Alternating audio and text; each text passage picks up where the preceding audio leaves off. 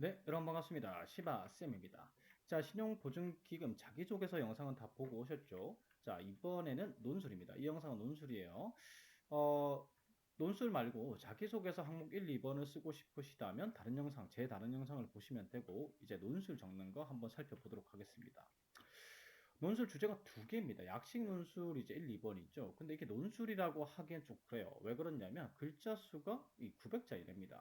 이 정도면은 논술이라고 하기에 좀 그렇습니다. 약식 논술이죠. 그래서 지금 보면은 국가 전략 사업 이거는 이제 신부가 아니고 이 정부에서 하는 거죠. 5대 중점 분야. 최근에는 이제 여기서 더 늘어났죠. 한번 찾아보시기 바랍니다. 내용을. 5대 중점 분야 플러스해서 뭐 7대였던 것 같은데 제가 기억하기로 더 늘어났습니다. 그래서 여기에 자금 공급을 할 건데 요거 지금 5대 중점 분야인데 요 중에서 지금 이제 어디를 지금 적극적으로 지원해야 되느냐 요걸 이제 적는 겁니다. 약식 논술 1번과 2번이 평가 지표가 다른데 약식 논술 1번은 철저하게 직무 관련 지식 요 분야에 대해서 얼마나 알고 있는지를 이제 평가하는 겁니다.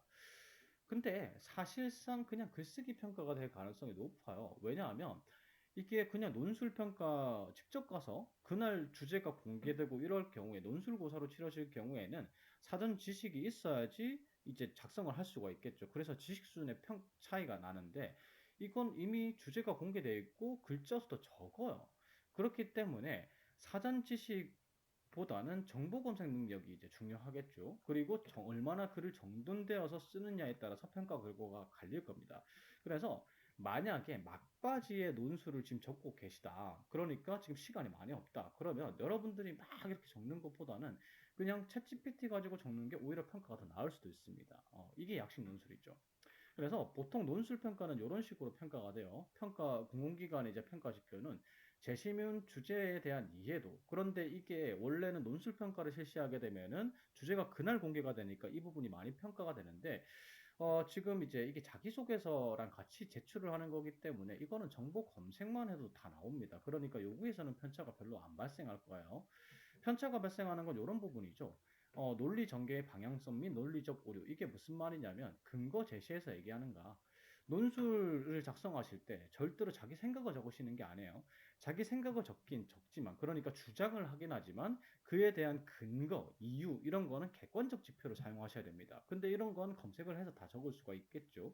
그래서 요런 이제 근거를 들어서 말하는가, 그 과정에서 근거가 이상하진 않은가, 신뢰성이 떨어지진 않는가, 아니면 논리 구조가 이상하진 않는가, 뭐 이런 거 있잖아요. 흑백 논리라든가, 아니면 이제 뭐 우리가 NCS 풀다 보면은 논리적 오류 몇 가지 종류가 있잖아요. 그런 것들을 이제 얘기하는 겁니다. 그런 게 있는지 없는지.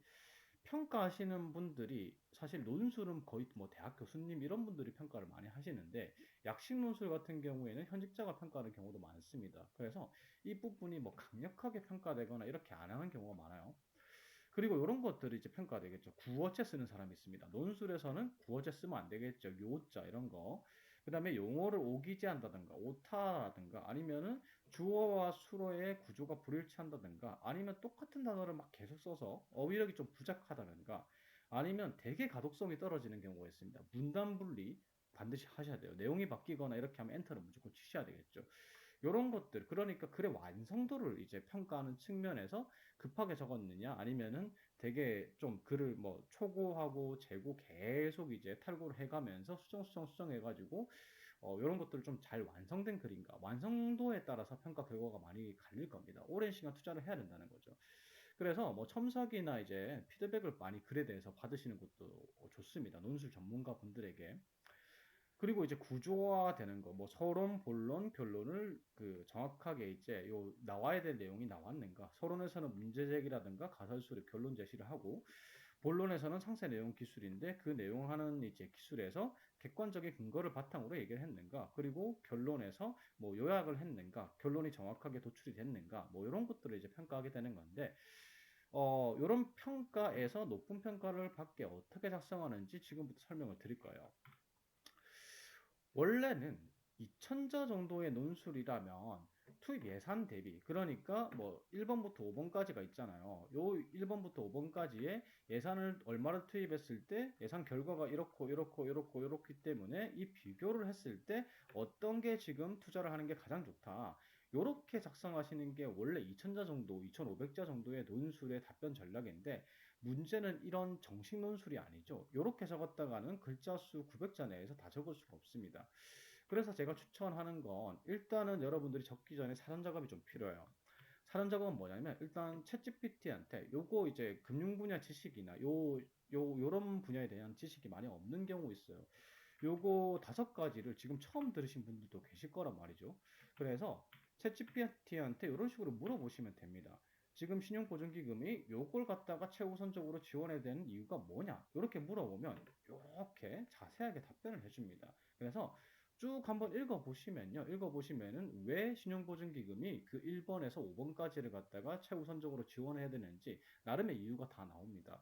그래서 한번 읽어보시고 5개 중에 하나를 선택하시는 게 좋습니다. 뭐 정답은 없어요. 사실은 요거 1번에서 5번까지가 비슷해요. 이게 똑같은 내용이에요. 이거 보세요. 글로벌 초격자 산업 육성하고 미래 유명 사업. 이거 비슷하죠. 그리고 사업 재편. 이런 게 사업 재편이거든요. 지금 이제 자동차 산업 같은 경우에 전기 자동차로 전환되잖아요. 그러면 부품사들은 대부분 이제 뭐 거의 30% 정도 날아간다고 보시면 됩니다. 그러면 그 기업들이 미래 기술을 개발하고 없어지지 않게 지원을 해줘야 되잖아요. 그게 1, 2번하고 똑같죠. 근데 4번도 마찬가지예요. 이거는 기존의 기업들을 구조조정하는 거고 3번은 4번은 새로운 기업을 육성하는 거죠. 전기차 분야라든지 뭐 IoT 분야라든지 요게 좀 결이 다르긴 한데 그래서 그다음에 5번 같은 경우에는 3번하고 맥락이 같죠. 그래서 사실 이게 비슷비슷한 이제 주제들입니다. 작은 공급 분야가 겹치는 분야가 상당히 많아요. 왜 이렇게 했는지 모르겠는데 미시를 모르시는 분들이 요걸 만드셨나 봐요. 그래서 요걸 갖다가 이제 비슷비슷하기 때문에 어떤 걸 고르든지 간에 뭐 크게 상관없습니다. 그래서 챗GPT 이용하시고 그다음에 챗GPT가 문제가 있죠. 이게 2018년도 자료까지밖에 없죠. 그래서 최근 자료 검색을 하시려면은 빙한테 물어보면 됩니다. 그래서 뭐 이런 것들이 있죠.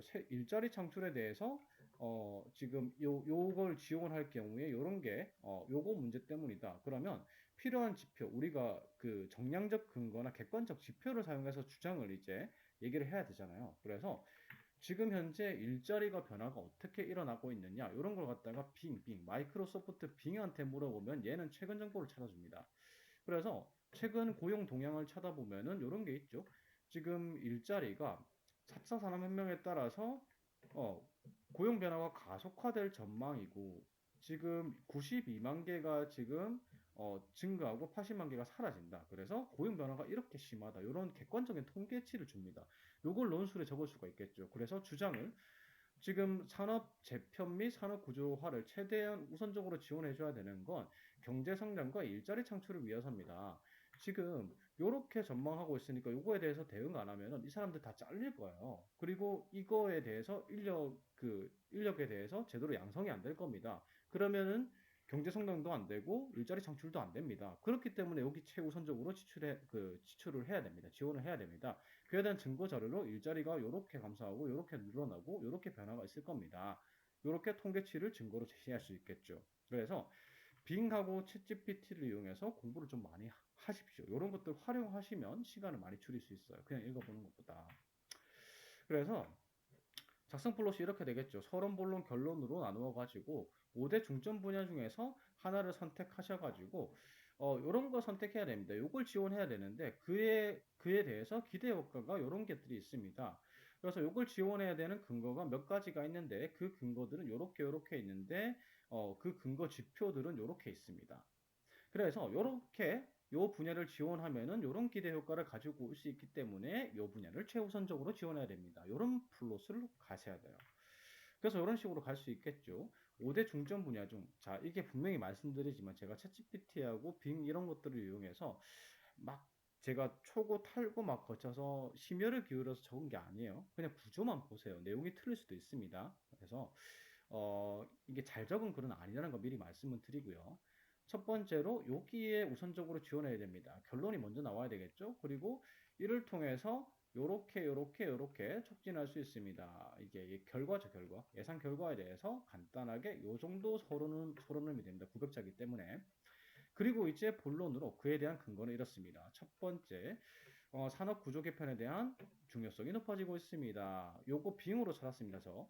그래서 전기차 자율 전환 시기가 도래할 경우에 2030년까지 뭐 요게 사라지고 뭐 이렇게 될 것으로 예상하고 있습니다. 그러니까 나는 내 생각이 아닙니다. 정량적인 지표 찾아봤고요. 정량적인 지표가 이렇지 않습니까? 이를 근거로 해서 중요성이 높아지고 있으니까 요걸 지원해야 되지 않겠습니까? 그래서 이런 걸 통해서 이런 지표상으로 볼 때 이런 게 필요하다. 이런 효과를 가져올 수 있다. 그리고 두 번째도 마찬가지죠. 요거 이제 요것도 다 챗GPT를 통해서 이제 도출한 겁니다. 그래서 요것도 빙을 찾았겠죠. 한국은행 전망치에 보면은 이제 계속 불황일 거다. 계속 불황일 거니까 기업들 기존의 기업들을 살려야 된다. 그렇기 때문에 지금 이제 장기 불황이기 때문에 어, 이 사업을 재편해가지고 기존 기업들에 대한 신규 비즈니스 발굴 같은 걸 해줘야 되지 않겠느냐. 그래서 신용보증기금이 이런 걸 통해서 조금 앞으로 있을 불경기가 지속될 경우에 경제 리스크를 관리할 수 있어야 된다. 그리고 세 번째, 그래서 이런 것들을 바탕으로 해서 결론적으로 요거다. 한 번 더 얘기해주죠, 결론을 한 번 더 얘기해주고, 그래서 요걸 갖다가 지원하게 되면 이러한 결과, 예상 결과, 편익, 효과를 가져오리라고 예상을 합니다. 이런 식으로 요약하면서 마무리하시면 됩니다. 일단 챗GPT하고 빙 통해서요, 구조를 한번 쫙 잡으시고요. 그 다음에 뭐 문법적 구조나 오타라든지 용어의 사용이라든지 이런 것들 제가 보여드린 거 있죠? 요것들을 갖다가 한번 자 다시 한번 더 이런 것들을 갖다가 한번 쭉 체크해 보셔가지고 감점될 분야가 있는지 없는지 한번 찾아보시면 될 것 같습니다. 자, 여기까지 약식 노술 1번이었고요. 어, 약식 노술 2번 같은 경우에는 1번보다 무게감이 조금 떨어지긴 합니다. 요거 잘못됐네요. 자, 이거 잘못됐어요. 자, 요거는 뭐냐면, 요거는 뭘 평가하는 거냐면, 경영 이해합니다. 이 신용보증기금이라는 데 있어서 이제 이 조직의 특성입니다. 조직의 특성이죠. 자, 보시면은 신용보증기금의 역할과 그 역할에서 왜 청렴과 부패 방지가 중요한지를 평가하는 겁니다. 그래서 보통 그냥 중요합니다. 왜 중요합니다 정도에서 그치는 경우가 많은데 여러분들 그렇게만 작성하지 마시고 지금 이제 신용보증기금에서 부패 방지 엄청나게 신경 쓰고 있어요. 청렴하고. 그래서 내용 중에 논술 내용 중에 이걸 이제 청렴이나 부패 방지를 하기 위해서 어떤 노력들을 하고 있는지도 조금 이 정도까지 알고 있다를 작성하시면 좋습니다. 이건 이제 면접에도 도움이 될 수 있고요. 뭐 면접 때 논술 내용이 아마 그 면접관들한테 주어질지는 모르겠지만 그래서 여러분들이 이 항목 2번을 쓰기 위해서 참고해야 될 자료는 뭐냐면요. 챗GPT하고 그 다음에 신용보증기금의 지속가능 경영보고서를 참고하시면 됩니다. 자, 요걸 활용해서 어떻게 적느냐. 일단 뭐 긴장하실 필요가 없는 게 항목 1번보다는 편차가 그렇게 많이 발생하지 않을 겁니다. 이건 뭐 직무 관련 지식을 평가하는 항목도 아니죠. 그래서 이제 일단은 지속 가능 경영 보고서라고 치시면요 나오는데 거기서 컨트롤 F 해가지고 뭐 부패나 청렴을 갖다가 검색하시면 이 지속 가능 경영 보고서에 이런 내용들 부패 방지와 관련 내용들이 많이 나옵니다. 지금 보시면은 추진 성과가 이런 거죠. 부패 사건 감점 제로를 달성했죠. 신보가. 그리고 요 부패 컨트롤 F 한 거 티나죠? 그래서 전사적 윤리 경영 생태계를 조성하고 있다. 그래서 내용은 이런 것들이 있다. 뭐 이런 내용들 많습니다. 지금 뭐 업무별로 부패 위험도를 분석해가지고 부패 위험도가 높은 거에 대해서 미리 알림 서비스를 하고 이런 것들 많이 하고 있습니다. 그래서 이런 것들에 대해서 조금 알고 있다는 티를 갖다가 논술 중앙에 넣어주시면 좋아요. 중간에 내용에. 그래서 이런 것들 쭉 한번 살펴보십시오. 그리고 중요한 거는 이게 틀 잡기가 힘든데 이걸 틀을 이렇게 잡으시면 됩니다. 챗GPT한테 신용보증기금이 왜 부패 방지하고 청렴 유지가 중요한지, 그러니까 다른 기관에 비해서 왜 중요한지, 뭐 아니면 다른 기금 기관에 비해서, 다른 정책 자금 기관에 비해서, 다른 금융사에 비해서 왜 중요한지를 갖다가 알려줘. 라고 하시면 이렇게 정리를 해줍니다. 뭐 내용을 살펴보면은 공공자금 쓴다. 국민 세금으로 운영하는 거 아니냐. 그리고 금융 안정성. 요게 이제 신용보증기금이라는 게 신용평가를 많이 하잖아요. 근데 요게 이제 만약에 문제가 생기게 되면 전체 이 신용평가 시스템에 대해서 사람들이 의심을 하겠죠. 그러면 이게 금융위기로 될 수가 있고요. 그 다음에 사람들이 이게 신용보증기금이 만약에 대출을 제공하는데 제대로 제공을 안 해주게 되면은 이게 부실 기업이 대출을 받게 되겠죠. 맞죠? 그리고 양질의 기업이 대출을 못 받게 됩니다. 그러면서 이제 국가 경쟁력에도 영향을 미치게 되겠죠. 이런 내용들을 챗GPT가 굉장히 정리를 잘 해주겠죠. 이런 내용 참고하시면 됩니다. 그래서 작성 플롯은 청렴한 업무 수행과 부패 방지가 왜 중요한지 타기관과 비교해서 약간 결론으로 제시해 주시면 되고, 그 다음에 본론으로 그 이유에 대해서 상세적으로 설명하시면 되겠죠. 그래서 지켜지지 않을 시에 어떤 문제가 생기는지, 그리고 현재 무엇을 하고 있는지를 갖다가 조금 조사를 해서 적어 주시면 되고요. 그 다음에 결론으로 철저하게 청렴하고 부패 방지를 했을 때 어떤 효과가 있는지 이런 것들을 갖다가 결론으로 제시를 해 주시면 됩니다. 저는 정량적 지표를 활용하진 않았어요. 그래서 저는 그냥 예시로 이제 쭉 작성을 해서 예시 좀 이따가 보여드릴 테지만 정량적 지표를 활용하시는 것도 되게 좋습니다. 지금 운영하고 있는 거 뭐 정책 자금이 얼마 정도가 되고 그를 통해서 지금 이제 기업들에 대해서 뭐 중소기업이나 이런 중견기업, 스타트업 이런 것들에 대해서 신용보증기금 대출이 차지하는 비중 이런 것들을 가지고 오시면 대출 비중 이런 데이터를 활용해서 작성하시는 것도 추천드립니다. 그러면 더 높은 평가를 받을 수 있겠죠. 객관적 지표를 활용하는 거니까. 자, 이런 식으로 적을 수가 있어요. 신용보증기금에서 이런 게 중요한 이유는 딱 정리가 되죠. 아까 챗GPT에서 말씀드렸던 요거 세 가지가 중요하다. 그래서 신용보증기금의 직원들에게는 더 강력한 유지 기준이 적용이 되고 요걸 지켜야만 이런 효과 혹은 미션을 달성할 수 있습니다로 서론을 제시하시면 됩니다. 자, 이렇게 제시하신 다음에 이제 이유가 들어가야 되겠죠? 챗GPT 나온 내용을 그대로 그냥 요약을 한 거야. 요약을 하고요. 음, 요 둘째도 그렇죠? 요런 거 안정성, 금융 안정성 요런 걸 갖다가 조금 이제 챗GPT에 나온 내용들을 갖다가 조금 그 수정을 한 것뿐입니다. 조금 가독성 있고 조금 이제 적절하게 수정을 한 거고 요런 데다가 세금 얼마나 걷는지 그 다음에 역할의 중요성이라고 했으니까 요렇게 대출 규모라든지 요런 거 수치 같은 걸 찾아가 정량적 지표 관련된 지표들을 찾아서 중간중간에 넣어주시면은 조금 더 좋은 평가를 받으실 수가 있어요. 그래서 쭉 이제 요렇게 왜 중요한지를 갖다가 챗GPT와 찾아낸 정량적 지표들을 참고해가지고 적으시면 되고요. 그 다음에 마지막으로 지금 신용보증기금에서는 어떤 것들을 하고 있다라는 내용을 갖다가 조금 추가적으로 길게는 안 해도 됩니다. 뭐 이걸 찾아서 정보 검색 능력이 아니잖아요. 그래서 이거 홈페이지에 있는 내용 말고 지속가능 경영 보고서를 참고하셔가지고 이런 것들을 갖다가 하고 있습니다 정도 적어주시면 되고 그래서 결론적으로 신용보증기금이 업무 수행에 대해서 더 높은 수준이 요구됩니다. 그래서 이유가 간단하게 이런 것들이 있기 때문입니다로 마무리해 주시면 되겠죠. 항목 2번보다는 항목 1번에 신경을 많이 쓰셔야 됩니다. 항목 1번이 정말 천차만별일 겁니다. 글의 완성도 자체가. 그래서 정확한 데이터를 찾고 논리 구조를 만드는데 여러분들이 중점적으로 작성을 하셔야 되고, 뭐 항목 2번 같은 경우에도 여러분들이 그 다른 자기소개서 항목보다는 힘을 많이 들여야 되는 거는 맞아요. 그래서 저는 지금 정량적 지표를 거의 사용하지 않았지만 정량적 근거 수치 같은 걸 조금 찾아가지고 넣어주면 좋다. 이렇게 말씀을 드릴 수 있습니다.